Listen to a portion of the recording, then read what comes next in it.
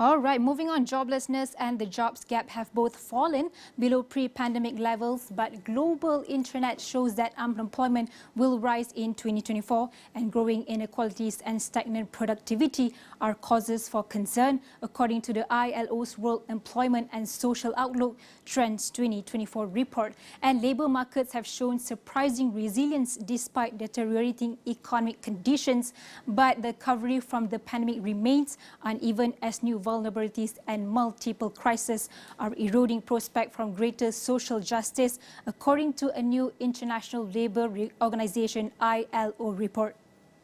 We talk about colleagues that are working yet not able to lift themselves out of poverty, particularly with this inflationary economy that may even worsen their situation. So it's important to ensure that they get that living wage, which will allow them to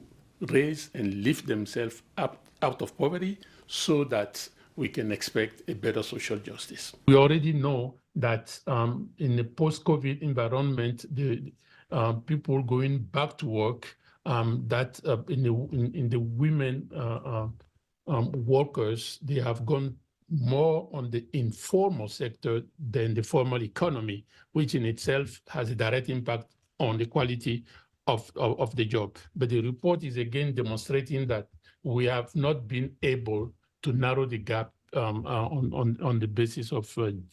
gender, and as well as that the youth. So we need to continue in the various program, of course, that the countries adapt to their own situation to incentivize or to lift the challenge that the women are facing in getting back to the labor market, as well as opportunity created for the youngsters. The low pay and precarity in certain professions has been driving a lower amount of work that people are engaged in and leaving some vacancies open and contributing to elevated unemployment rates. This is particularly pronounced in a number of sectors, for example, in transportation, truck drivers, cleaners, hotel and food services workers, warehouse workers, and the like. And so one of the important considerations for countries that wish to try to improve performance in their labor markets, to reduce the jobs gap,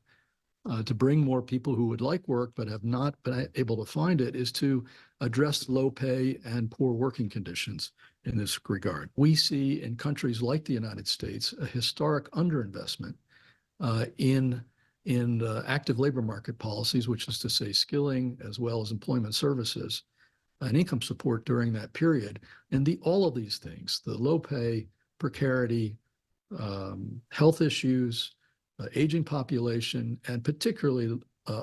underinvestment in skills in a very dynamic and changing economic environment are some of the most salient issues that will persist and arguably potentially even grow larger in the US and a number of other high-income countries.